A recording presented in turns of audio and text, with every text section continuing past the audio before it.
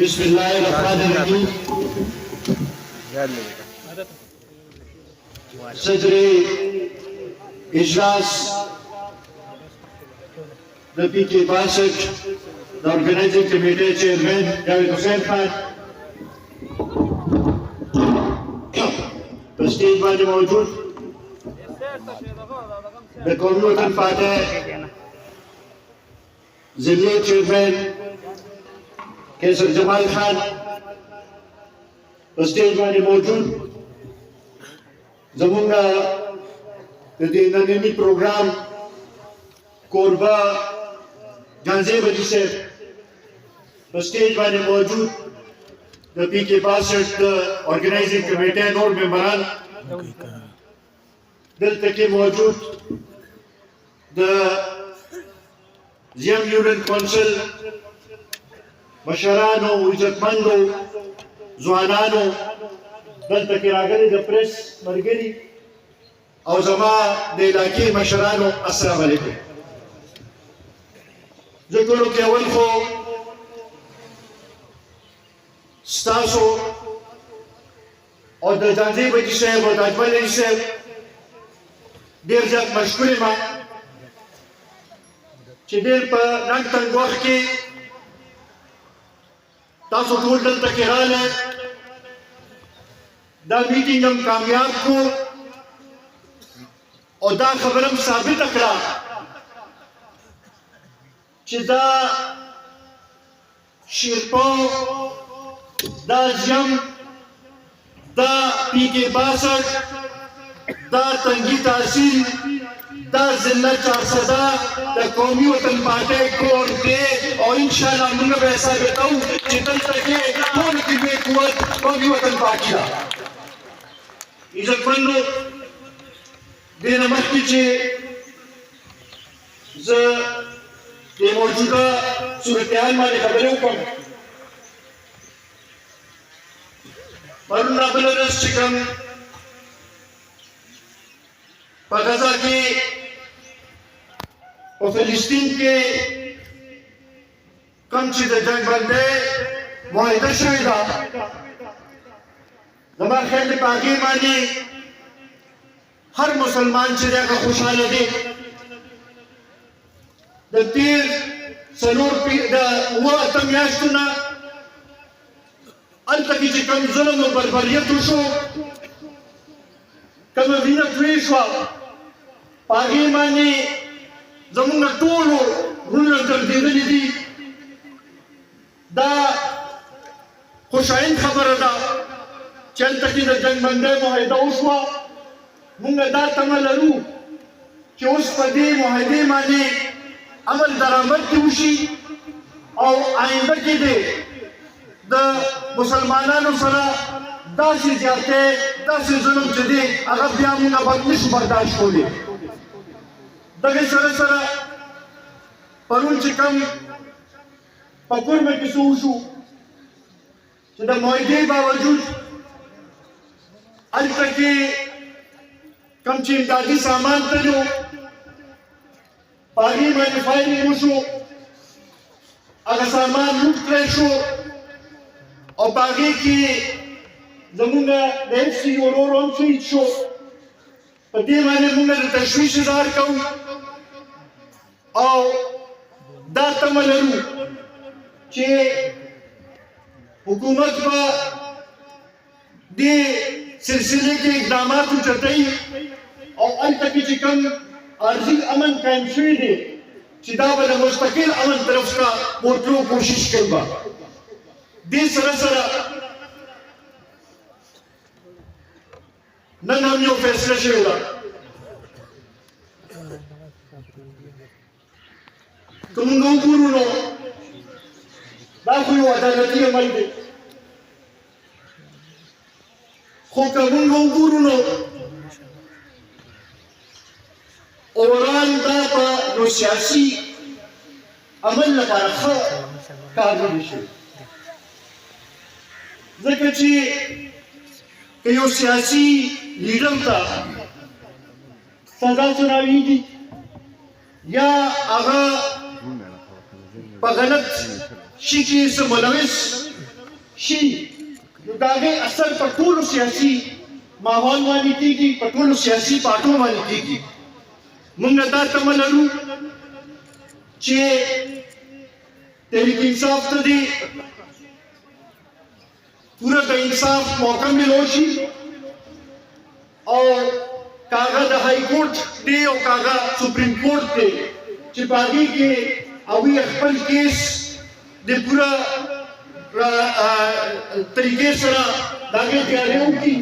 او هلته نه دې ورته انصاف ملو شي. خو دا که موږ وګورو دا عمل اوورال د ټولو سیاسي خلکو لپاره ښه خبره نه ده. عزتمندو، د 8 فروری 2023 الیکشن تقریبا کال برابر شو. زمونږ دا تمه وه چې منصفانه الیکشن وشي، شفاف الیکشن وشي او د هغې په نتیجه کې به دا کوم سیاسي عدم استحکام دی دا به ختم شي او قوم ته چې کوم مسایل راپېښ دي که هغه د ګرانۍ په شکل کې دي، که هغه د بېروزګارۍ په شکل کې دي، که هغه د امن امان په شکل کې دي، دغې طرف ته به نوي حکومت توجه ورکړی شي او دا ملک په دې مشکل حالاتو وباسي. خو بدقسمتۍ نه الیکشن داسې طریقې سره وشو چې هغه یو متنازع الیکشن دی او دې نه هېڅ څوک انکار نشي کولی او د هغې په نتیجه کې عدم استحکام کې نور هم اضافه وشوه. بیا دې سره سره تقریبا 11 کاله وشو چې زموږ صوبې کې د پاکستان تحریک انصاف حکومت دی. دوی چې کله په 2014 کې الیکشن کې حصہ اخیستله نو هغه وخت به دوی دا وایي چې ټولو پارټو ته موقع ملو شوې ده، موږ ته موقع نه ده ملو شوې. اوس ورته موږ دا وایو چې د ټولو پارټو نه زیاته موقع تاسو ته ملو شوه او مسلسل ملو شوه، مسلسل 11 سال، مسلسل 11 کاله نور یو پارټۍ ته هم نه ده ملو شوې. 11 کاله پس ته دا قوم د تحریک انصاف نه دا سوال کوي، دا تپوس کوي چې په دې 11 کاله کې تاسو څه داسې پالیسي جوړه کړه، څه داسې اقدام موجود کړو چې موږ دا ووایو چې زموږ په ژوند کې فرق راغی. د دې غریبانان، مزدوران، مسکینان دا تپوس کوي چې 11 کاله مسلسل تاسو ته موقع ملو شوه، آیا د روزګار ذریعې څه زیاتې شوې؟ آیا د غریب په ژوند کې څه فرق راغی او که نه؟ بیا دغې سره سره تاسو د کرپشن د ختمېدو وعدې کړې وي او دعوې هم کړې وي. نو موږ دا تپوس کوو ځکه چې په دې 11 کاله کې خو موږ ته په کرپشن کې اضافه ښکاره شوې ده، کمې پکې نه یې راغلې او بیا خاص کر دې تېر شوي 9 میاشتو کې خو زما خیال دی چې هغه د MP حکومت یې خلکو نه هېر کړو، د هغوی هغه کرپشن یې خلکو نه هېر کړو. دوی چې څه وکړل نو دا موږ ته په تاریخ کې نه ولیدلې. پوسټینګ ټرانسفر په پیسو باندې کېږي، برتي په پیسو باندې کېږي او دا لا پکې نوې خبره چې سرکاري کور الاټمنټ هم اوس په پیسو باندې کېږي، دغې نه علاوه بل څه په ذریعې سره نه کېږي. په هرې ټیکې کې کرپشن کېږي. په دې 10 میاشتو کې موږ ترقیاتي عمل ونه لید، موږ دا ونه لیدل چې دې حکومت د دې د خلکو د حقوقو تحفظ لپاره څه اقدام کړي. موږ دا ونه لیدل چې دوی د دې چې یو طرف ته دوی دا وایي چې دا زموږ حق دی چې موږ احتجاج وکړو نو بل خواته دا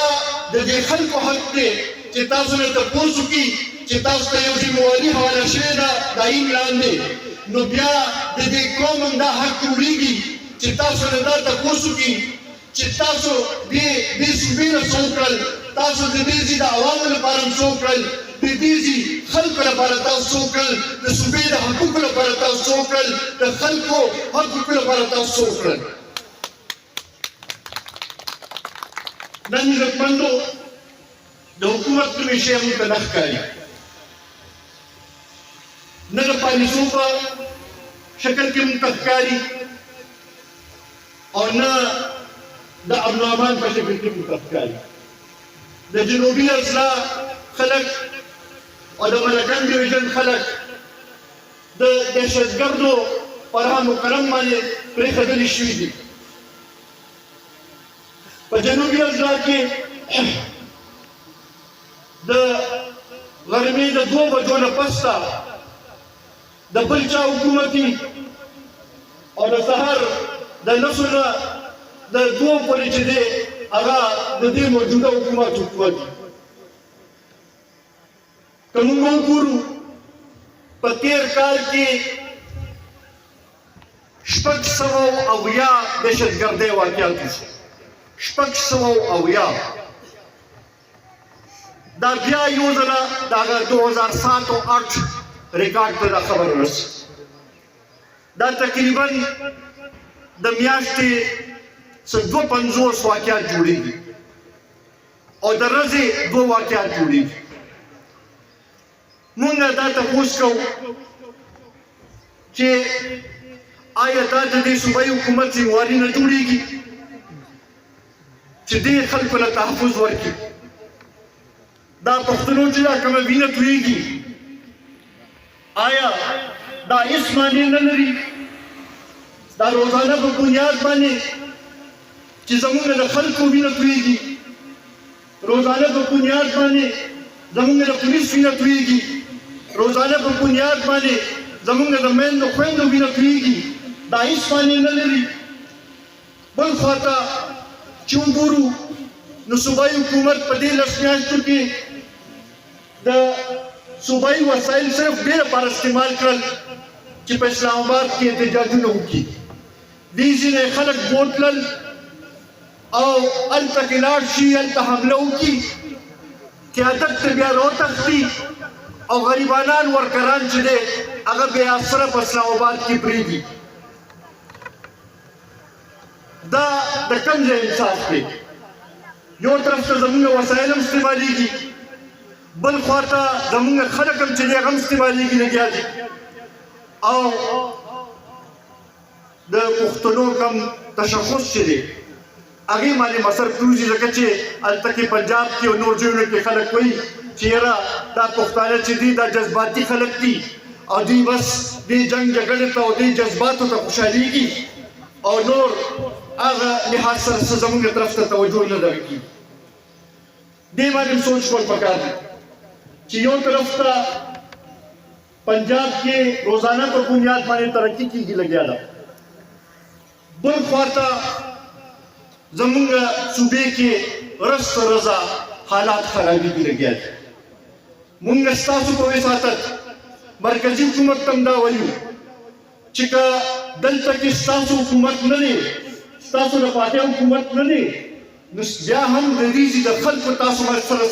سره حق جوړېږي پکار دا دی چې تاسو ډایرکټ د دې خلکو له هغه حق ورسوئ که تاسو صوبایي حکومت نه ورکول غواړئ نو کم از کم د دې په خلکو باندې رحم وکړئ د دې حقوقو چې دی هغې تپوس کم از کم وکړئ دغه شانتې مونږ چې دی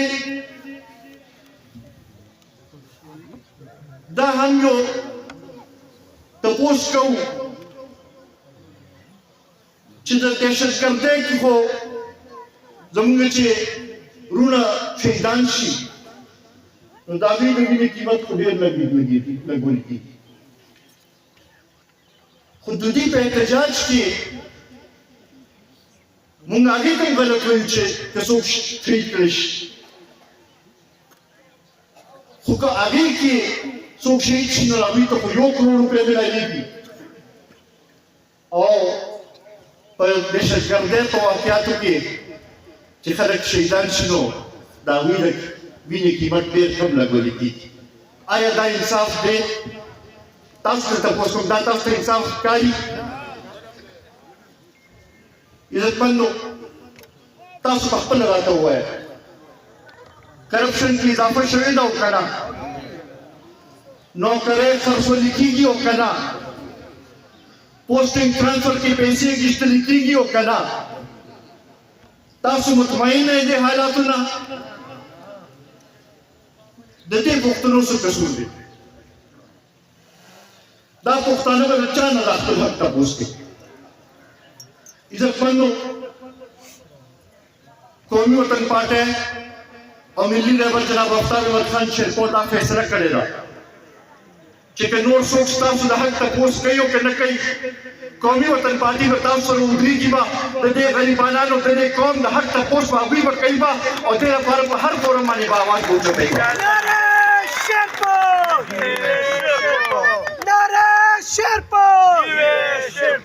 مونږ دا ګڼو